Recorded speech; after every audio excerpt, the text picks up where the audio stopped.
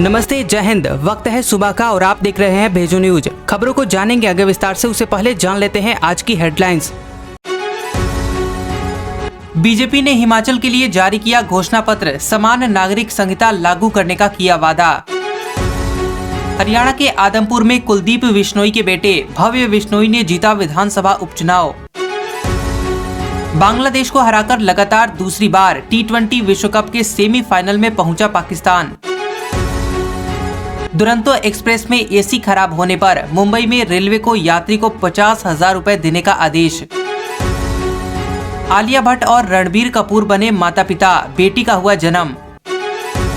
सूर्य कुमार यादव ने रचा इतिहास, एक साल में 1000 टी20 इंटरनेशनल रन बनाने वाले पहले भारतीय बने। बिहार उपचुनाव में मोकामा में राजद तो गोपालगंज में बीजेपी ने लहराई विजय पताका। रेल मंत्री ने दी खुशखबरी, यूपी के 12 शहरों में दौड़ेगी बुलेट ट्रेन।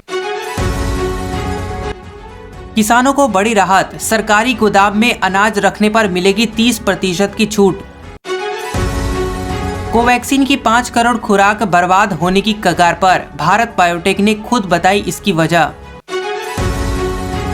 बीजेपी ने हिमाचल के लिए जारी किया घोषणा पत्र, समान नागरिक संहिता लागू करने का किया वादा। जी हां, बीजेपी ने हिमाचल प्रदेश विधानसभा चुनाव के लिए घोषणा पत्र जारी कर दिया है और फिर से सरकार बनने पर समान नागरिक संहिता लाने और चरणबद्ध तरीके से 8 लाख से अधिक नौकरियां उपलब्ध कराने का वादा किया है। इसके अलावा शक्ति योजना लॉन्च करने का वादा किया है, जिसमें धार्मिक स्थलों के आसपास इंफ्रास्ट्रक्चर और ट्रांसपोर्टेशन पर 10 साल में 12,000 करोड़ रुपए खर्च होंगे।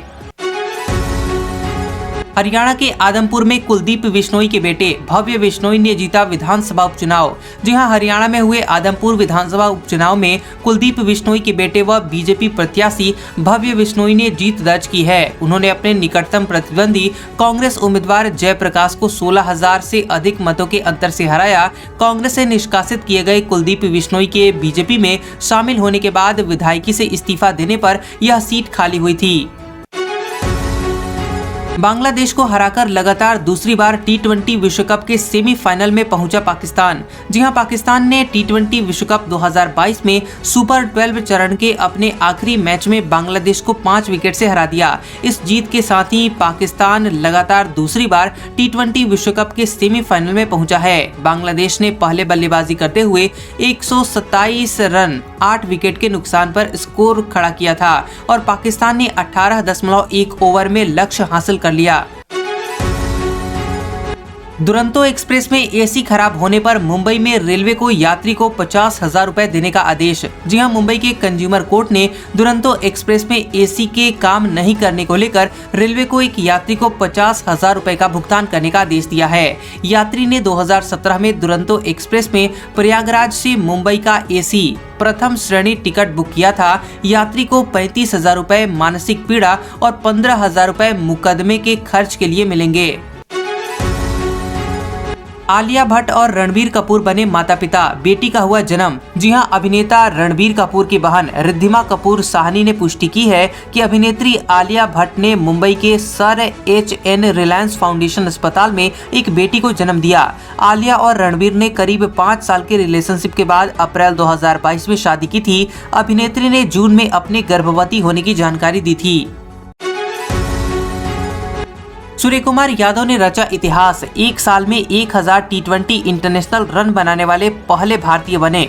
जी हां, सूर्य कुमार यादव ने एक कैलेंडर वर्ष में 1000 टी20 इंटरनेशनल रन बनाने वाले पहले भारतीय बल्लेबाज बनकर इतिहास रच दिया है। 32 वर्षीय सूर्य कुमार ने टी20 विश्व कप 2022 में जिम्बाब्वे के खिलाफ 25 गेंदों पर 61 रनों की पारी के दौरान यह उपलब्धि हासिल की है। पाकिस्तान के मोहम्मद रिजवान के बाद वह एक साल में 1000 टी20 इंटरनेशनल रन बनाने वाले दूसरे बल्लेबाज हैं।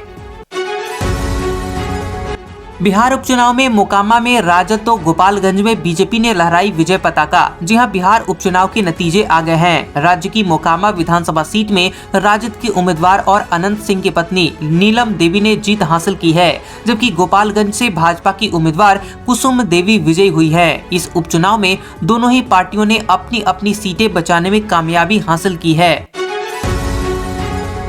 पाकिस्तान में सभी चीनी CPEC कर्मचारियों को मिलेगा बुलेट प्रूफ कारों का कवच। जी हां, आपको बता दें कि पाकिस्तान में चीनी कर्मचारियों को आतंकवादी हमलों से बचाने के लिए अब बुलेट प्रूफ कारें उपलब्ध करवाई जाएंगी। इसके लिए दोनों देश यानी पाकिस्तान और चीन बुलेट प्रूफ वाहनों का इस्तेमाल करने पर सहमत हो गए हैं। इसके पहले चीनी नागरिकों पर हो रहे लगातार हमलों पर चीनी राष्ट्रपति शी जिनपिंग ने गहरी चिंता व्यक्त की थी।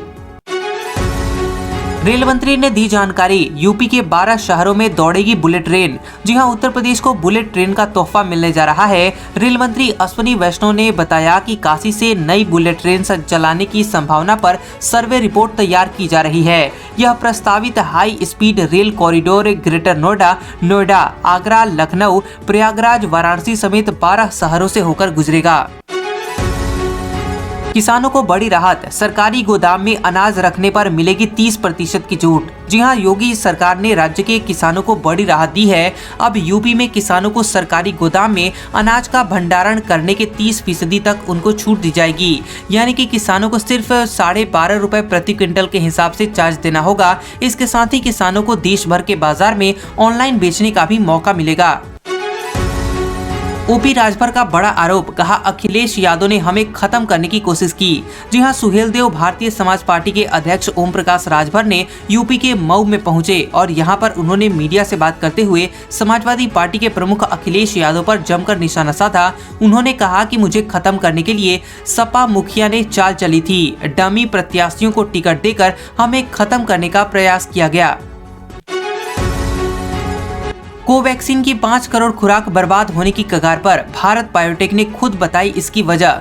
जी हां, भारत बायोटेक की कोरोना वैक्सीन कोवैक्सीन की 5 करोड़ खुराक बर्बाद होने की कगार पर है। दरअसल इन खुराक के इस्तेमाल करने की समय सीमा अगले साल की शुरुआत में खत्म हो जाएगी। कम मांग के कारण इनका कोई खरीदार नहीं है। इसके चलते भारी नुकसान होने की आशंका है। भारत बायोटेक कंपनी ने ये जानकारी खुद दी है। वलसाड रैली में जनता से बोले पीएम मोदी, कहा इस बार रिकॉर्ड तोड़ कर दिखाइए। जी हां, प्रधानमंत्री मोदी अपने गृह राज्य गुजरात के वलसाड में चुनाव प्रचार करने पहुंचे हैं। यहां पर उन्होंने एक रैली को संबोधित करते हुए कहा कि मैं वलसाड में अपने आदिवासी भाई बहनों का आशीर्वाद लेने आया हूं। इस बार आप लोग रिकॉर्ड तोड़कर दिखाइए। गुजरात की जनता जनार्दन भारतीय जनता पार्टी को ही आगामी विधानसभा चुनाव में जिताएगी। अब जान लेते हैं कुछ काम की खबरें। दिल्ली विश्वविद्यालय से संबद्ध Mata Sundari college for women ने भर्ती नोटिफिकेशन जारी किया है। इसके अनुसार विभिन्न विभागों के लिए प्रोफेसर और असिस्टेंट प्रोफेसर के खाली पदों पर भर्ती की जाएगी। उम्मीदवार ऑफिशियल वेबसाइट mscw.ac.in पर जाकर ऑनलाइन मोड में आवेदन कर सकते हैं। आवेदन करने की अंतिम तारीख 15 नवम्बर है।